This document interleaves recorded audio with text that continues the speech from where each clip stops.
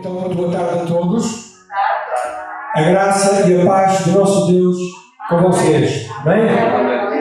Então vamos abrir a palavra do Senhor e vamos abrir o Evangelho segundo Marcos. Evangelho segundo Marcos, capítulo 2. Nós vamos retornar à série de mensagens que o ano passado foram iniciadas até ao final do ano, 2019, e vamos retomar agora no Evangelho de Marcos, capítulo 2.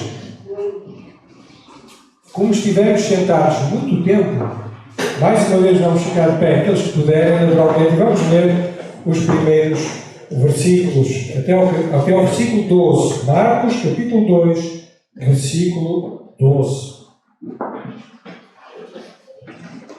E diz assim a palavra do nosso Deus. E alguns dias depois, entrou outra vez em Cafarnaum e soube-se que estava em casa. Está a falar de Jesus. Logo se ajuntaram tantos que nem ainda nos lugares junto à porta eles cabiam, e anunciava-lhes a palavra. E vieram ter com ele, conduzindo um paralítico trazido por 4. E não podendo aproximar-se dele por causa da multidão, descobriram o telhado onde estava e, fazendo um buraco, baixaram o leito em que jazia o paralítico. Versículo 5. E Jesus, vendo-lhes a fé, disse ao paralítico: Filho, perdoados estão os teus pecados. E estavam ali assentados alguns dos escribas que arrazoavam em seu coração, dizendo: Por que dizes este assim blasfémias? Quem pode perdoar pecados senão Deus? E Jesus, conhecendo logo em seu espírito que assim arrazoavam em si, lhes disse: Por que arrazoais sobre estas coisas em vosso coração? Qual é mais fácil? Dizer ao paralítico: Estão perdoados os teus pecados? Ou dizer-lhe: Levanta-te e toma o teu leito e anda? Ora, para que saibais que o Filho do Homem tem na terra poder para perdoar pecados, disse ao paralítico: A ti te digo, levanta-te e toma o teu leito e vai para casa. E levantando-se e tomando logo o seu leito, saiu em presença de todos, de sorte que todos se admiraram e glorificavam a Deus, dizendo: Nunca tal vimos. Amém. Vamos ter mais uma palavra de oração. Paizinho querido, damos-te graças, Senhor, pelo teu favor, a tua graça, a tua misericórdia e também pela tua palavra. Queremos agora, Senhor, pedir que na exposição da tua palavra, na meditação, tu possas, Espírito Santo, vir falar a cada um dos que estão aqui e daqueles que vão ouvir esta mensagem, Senhor. Que o teu nome seja glorificado e que venhas trazer salvação, cura, libertação para a tua honra e para a tua glória. Eu oro em nome de Jesus. Amém. Podem sentar.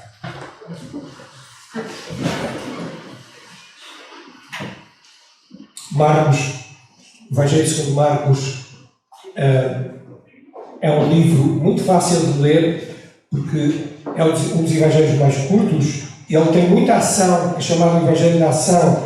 Vemos Jesus em permanente ação. São os grandes feitos de Jesus.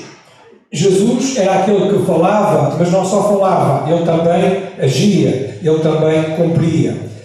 E vemos aqui as poderosas obras de Jesus em evidência.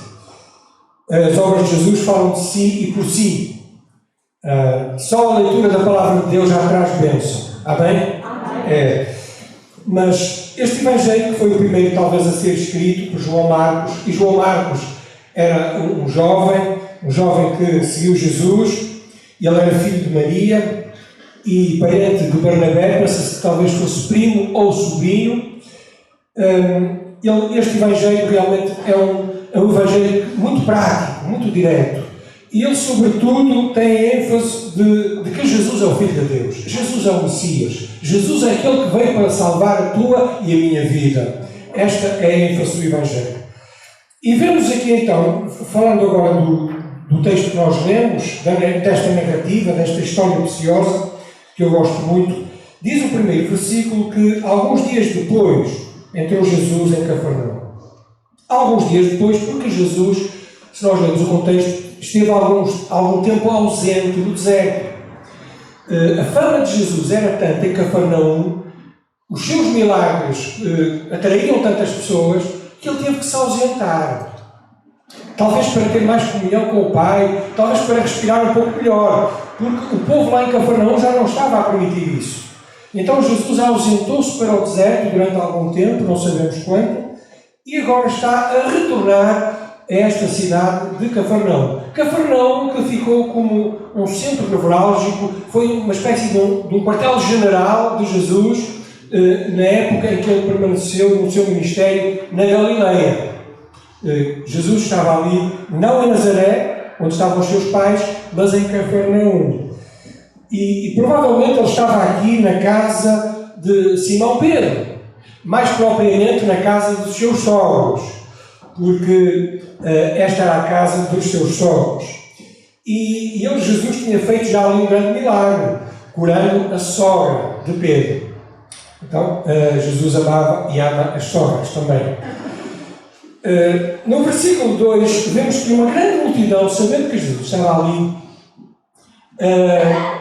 começou a juntar-se.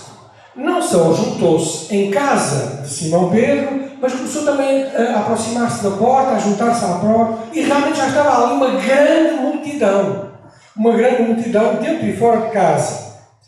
E aqui nós vemos que não é Jesus que está a ir ao encontro das pessoas, como, por exemplo, lemos no versículo 38 do capítulo 1, em que Jesus foi ao encontro das pessoas, mas são as pessoas que já vêm ao encontro de Jesus, procurando e querendo ouvi-lo, querendo estar com ele, querendo os seus milagres.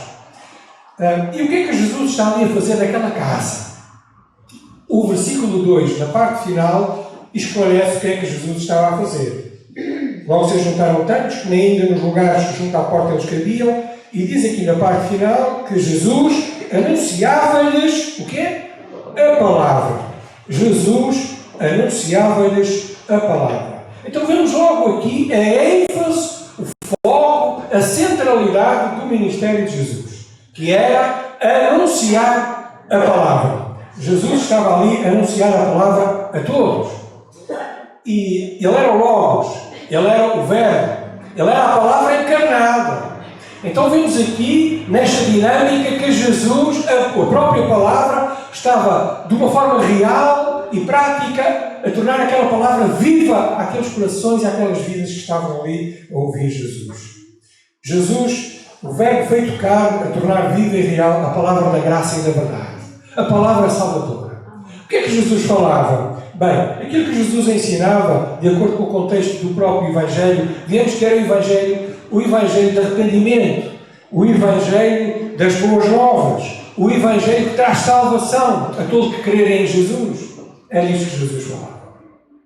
Nós também devemos continuar nesta ênfase de Jesus. O nosso foco, individualmente e como igreja, deve ser anunciar a palavra. Este deve ser a primeira coisa e o foco primordial da igreja. Pregar o Evangelho sempre, o Evangelho das boas novas. O Evangelho que salva, o Evangelho que liberta, o Evangelho que resgata, o Evangelho que dá um propósito para a vida de cada um. E vemos, entretanto, que enquanto Jesus anunciava esta palavra, no versículo 3, vieram ter com ele um paralítico trazido por 4. Mas a cena é um bocado estranha, porque ele não só é transportado por 4 dos seus, talvez, amigos, e ele talvez foi transportado numa espécie de maca, ou, segundo alguns pensadores acreditam, num grande cobertor, pegando cada um no seu lado, e ele era pobre, bastante pobre. Então aquela manta, ou aquela cama que eles traziam, foi segura por estes 4 homens e levada a Jesus. Mas por causa da multidão, eles não conseguiram entrar na casa. Então tiveram uma ideia. Subiram uma pequena escadinha que existia ao lado daquela casa.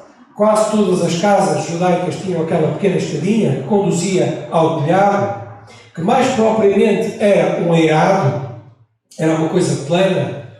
E então eles resolveram fazer um buraco. Aquele eirado era relativamente fácil de furar. Ele era constituído de umas vigas de madeira, por cima tinha uns ramos secos e depois levava uma camada de barro que enrijecia, ficava duro e dava alguma consistência àquele pátio, dizemos nós, àquele terraço. E aquele eirado servia para secar milho e servia também para fazer ali algumas festas. Era mais, digamos, uma divisão para a habitação. E então eles fizeram aquele buraco. Vemos aqui, no exemplo destes amigos, um primeiro grande exemplo para cada um de nós. É que eles levaram o paralítico a Jesus. E esta é a nossa missão neste mundo. É levar pessoas doentes, nossos amigos, a Jesus Cristo. Esta é a missão da igreja, esta é a tua missão, esta é a minha missão. E a pergunta é, quantas pessoas temos levado a Jesus na história da nossa vida? Quantas pessoas nós já levamos a Jesus? Cada um poderá responder. E aquela cena, vamos imaginar então aquela cama a descer, ou um cobertor, e muita gente ali no meio, e de repente olharam para cima e viram aquele homem a descer paralítico, jogado por aqueles 4 amigos, e diz no versículo 5 que Jesus viu-lhes a fé. Jesus viu-lhes a fé. Então a fé pode-se ver. Jesus viu-lhes a fé. Calvino e outros teólogos sugerem que há aqui uma fé plural. Uma fé não só do paralítico, mas uma fé também daqueles 4 amigos. É a fé dos amigos e a fé do paralítico. E esta ousadia, esta determinação em chegar a Jesus foram evidências, foram provas da fé que aqueles homens tinham ao procurar Jesus. Estes homens queriam ter um encontro pessoal com Cristo. E cada um de nós deve ter esta missão na vida, ter este encontro pessoal com o Senhor Jesus Cristo. Precisamos estar rodeados também de amigos cheios de fé que nos levam a Jesus. Amigos que nos aproximam de Jesus. Aliás, a prova de que alguém é nosso amigo é essa. É alguém que nos aproxima mais perto, mais pertinho de Jesus. Por outro lado, podemos entender também que os maus amigos afastam-nos de Jesus. Aqueles que não têm nada com Deus, nem querem nada de Deus, sempre vão afastar-nos de Jesus.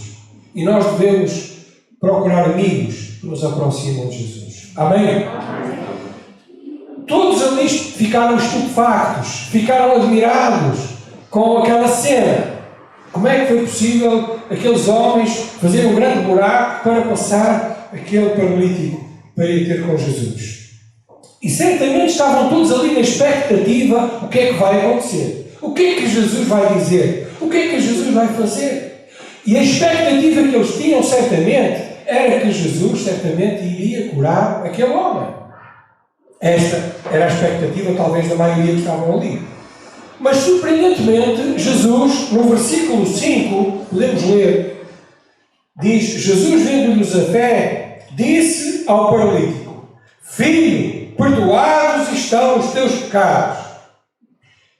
Perdoados estão os teus pecados. Ao contrário da expectativa, talvez daqueles homens e do próprio paralítico, eles até devem ter ficado um bocado decepcionados, porque eles esperavam uma cura e até podiam pensar: se era para isto, nós não tínhamos feito o buraco. E talvez aquele homem até tenha ficado um pouco envergonhado por Jesus estar ali a expor os seus muitos pecados. Mas alguém disse que o maior problema de quem está doente é achar que a doença é o seu maior problema. O maior problema de quem está doente é achar que a doença é o seu maior problema. Irmãos, Jesus, vendo a paralisia daquele homem, não tratou de imediato daquilo que todos pensavam que era o seu maior problema, que era a paralisia, mas tratou do real problema daquele homem, que era o pecado. E deixem-me dizer isto, irmãos: o real problema teu e meu não é a nossa doença, não é a nossa incapacidade, não é a nossa humanidade. o nosso real e velho e grande problema é o pecado. E são os pecados. Os escribas, no versículo 6, que estavam ali presentes também a escutar Jesus, ficaram furiosos. E então, no versículo 6, diz que razoavam em seu coração, dizendo: por que dizeste assim blasfémias? Quem pode perdoar pecados senão Deus?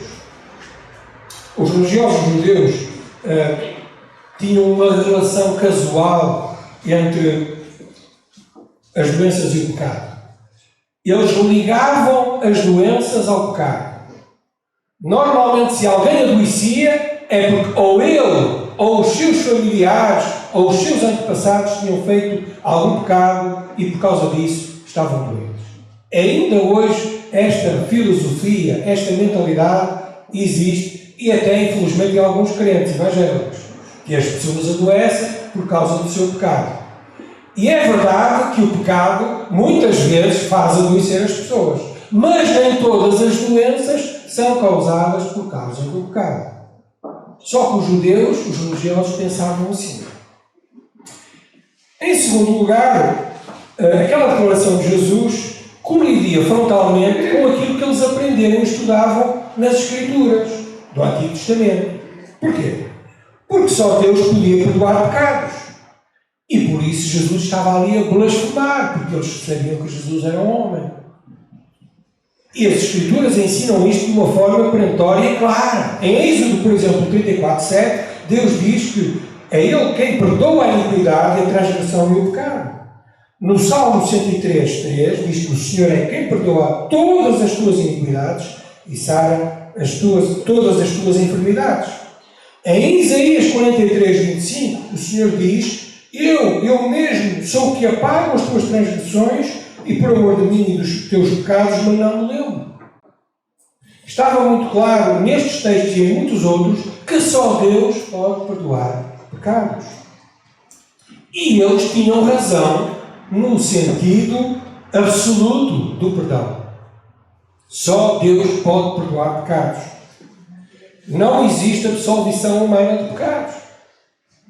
Os padres, os pastores, os líderes, os anjos, os homens e as mulheres não podem perdoar pecados no sentido absoluto do termo.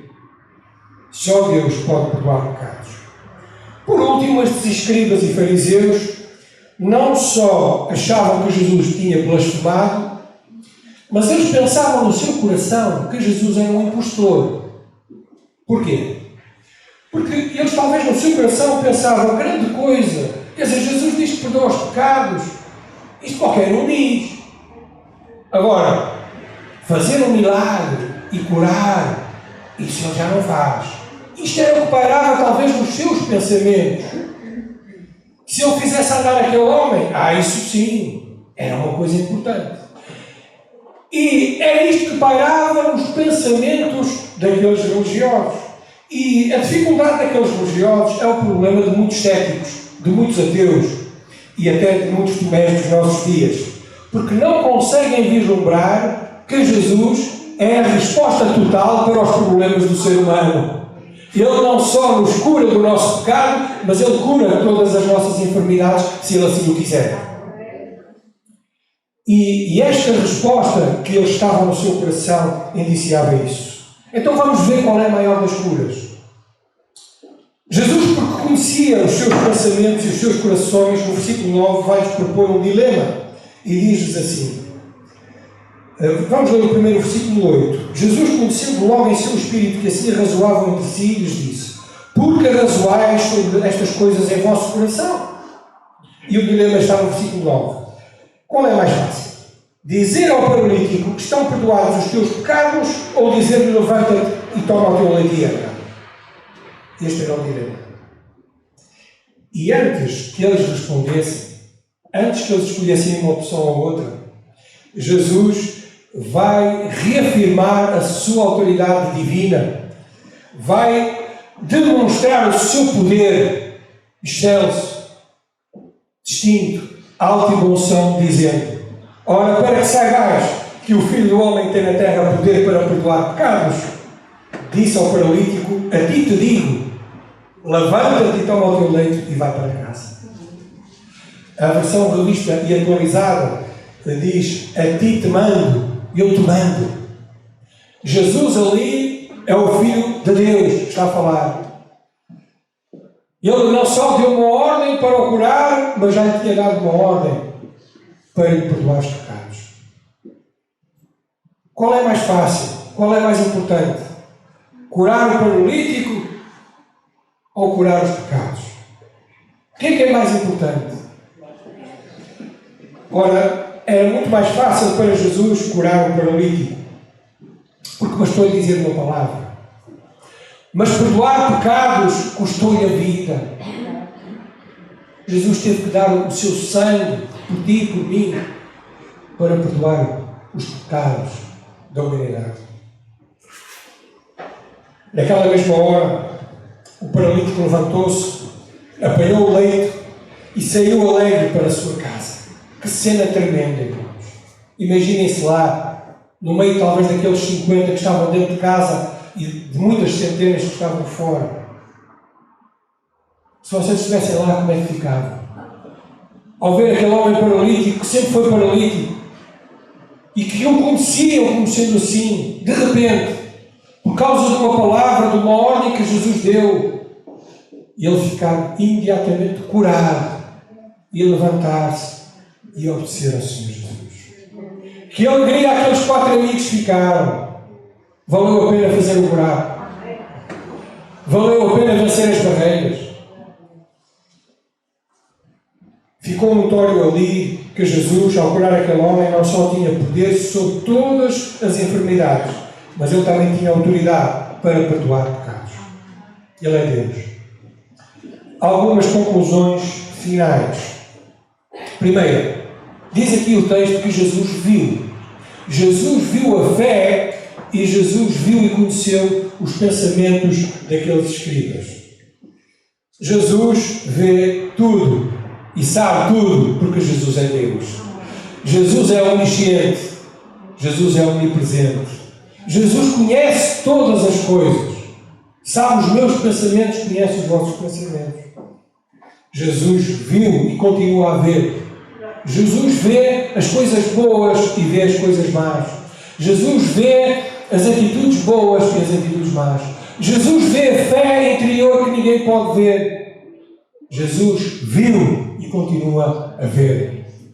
Em segundo lugar, a fé daqueles 5 homens que foi colocada em Jesus foi uma fé real e manifesta em ações concretas. Não era uma fé só de boca. Era uma fé que agiu em conformidade. Eles certamente um dia souberam, olha, Jesus está ali naquela casa de Pedro. E eles, ao saber que Jesus estava ali, eles não só souberam, mas eles levantaram-se, ajudaram aquele paralítico, pegaram nele e transportaram-o, venceram barreiras e em fé avançaram. Fizeram o que tinham que fazer. E chegando diante do telhado, não ficaram ali à espera, mas eles cavaram e escavaram, fizeram um buraco e em força baixaram o homem. E aquela fé, Jesus viu. Aquela fé ativa. Jesus quer ver na tua vida e na minha vida. Jesus viu. Reparem que o texto não diz o que eles falaram. O texto não diz que eles pronunciaram uma só palavra. Mas a fé deles foi vista por Jesus. Eles agiram. Eles venceram o medo, venceram a multidão, venceram o telhado, venceram as críticas. George Muller, o grande servo de Deus, diz: a incredulidade não dá um passo sem explicações prévias. Mas a fé não interroga nem calcula, simplesmente confia. A incredulidade quer conhecer tudo e saber tudo. Se não vir, não crê. Mas a fé em Jesus Cristo é a fé que não interroga, nem calcula, é a fé que simplesmente confia naquilo que Deus diz, naquilo que Deus faz. Terceiro, este milagre serviu para Jesus desmontar a fé falsa dos escribas. porque eles estavam demasiadamente agarrados às tradições. E por vezes as nossas tradições, a maneira como nós costumamos fazer as coisas, impede-nos de ver grandes milagres acontecerem na nossa vida e na vida dos outros. Por vezes as nossas tradições vãs impedem-nos de vislumbrar o poder e a autoridade de Jesus. Quarto, a restauração foi completa daquele homem. A restauração foi espiritual, restauração física. Aquele homem foi curado do seu maior mal, o pecado, e também do outro mal, a paralisia. Nós, por vezes, alteramos as coisas. Pensamos que as nossas doenças são as nossas principais preocupações. E é por isso que Kevin D. Young diz que há algo pior do que a morte e algo melhor do que a prosperidade humana. Se esperamos por cidades renovadas e corpos sarados nesta vida, somos as pessoas mais infelizes do mundo. Irmãos, a nossa cidade é celestial. O nosso corpo vai ser revestido. E se nós só esperamos nesta vida, somos os mais ingratos e miseráveis, iguais aos outros pecadores. Quinto, a multidão ficou maravilhada e glorificou a Deus. Quando depositamos a nossa fé e confiança em Jesus, as pessoas que estão à nossa volta ficam contagiadas. Aquelas pessoas não podiam negar o poder e a autoridade de Jesus. A maior de todas as curas é espiritual. E a maior necessidade humana é ser perdoado e tratado por Jesus. E só Jesus pode perdoar os pecados, porque só Jesus é Deus. Deus quer e pode mudar a história da tua vida. Em vez de darmos lugar ao medo, à paralisia, em vez de darmos lugar à inércia, a ficarmos quietos e parados, tendo medo de tudo e de todos, avancemos em fé. Caminhemos com confiança no Senhor, crendo que Ele está connosco, crendo que Ele é poderoso para fazer muito mais do que aquilo que nós pedimos, imaginamos, pensamos ou até queremos. Deus pode mudar a história da tua vida. Confessa os teus pecados, crê no Senhor Jesus Cristo e serás salvo. Tu e a tua casa. Amém. Deus te abençoe.